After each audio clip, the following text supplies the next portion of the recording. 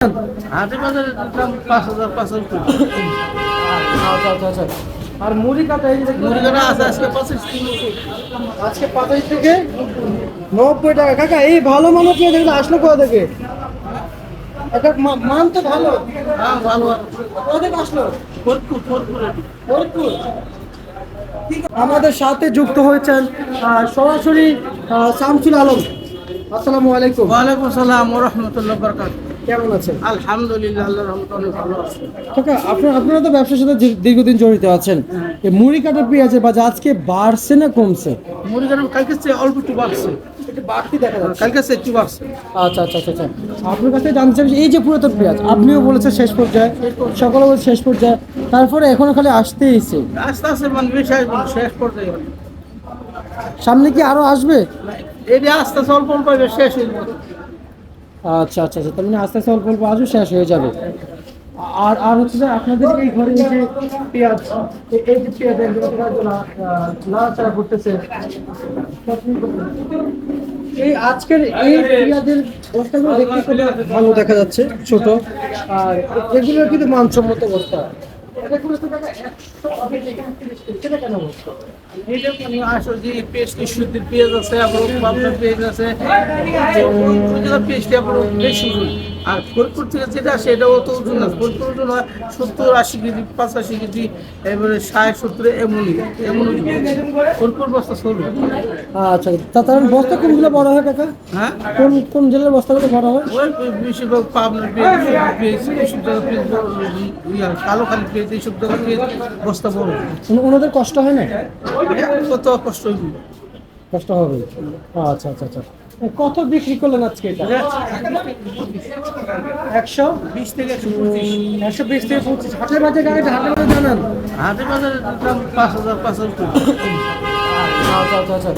আর মুড়ি কাটা এই যে দেখুন, মুড়ি কাটা আছে আজকে 25 কিলো। আজকে 25 থেকে 90 টাকা। কাকা এই ভালো মানের পেঁয়াজ এগুলো আসলো কোথা থেকে? এটা মান তো ভালো। হ্যাঁ ভালো। কোথা থেকে আসলো? ফরিদপুর। ফরিদপুর। কি করে কাকা ফরিদপুর পেঁয়াজ এত ভালো? হ্যাঁ ফরিদপুর পেয়ে যাইতেছে। আবার ঈশ্বরদী পেয়ে সবচেয়ে ভালো। ঈশ্বরদী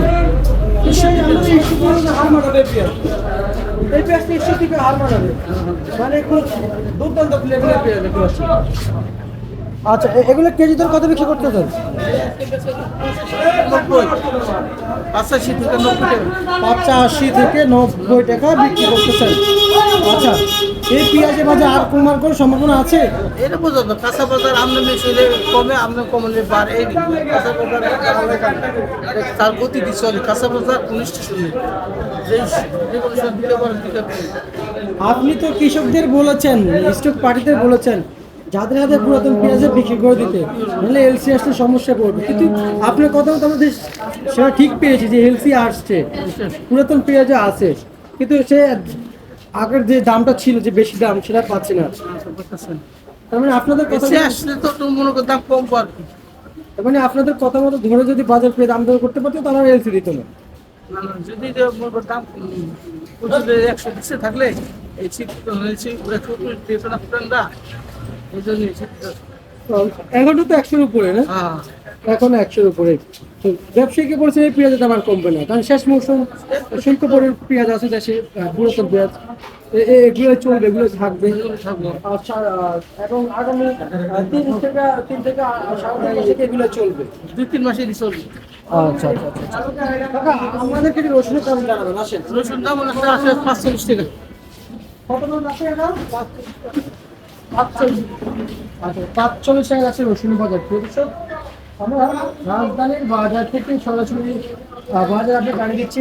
এটা 45, আর এটা 45। কাকা রসুনের বাজার কি বাড়বে না?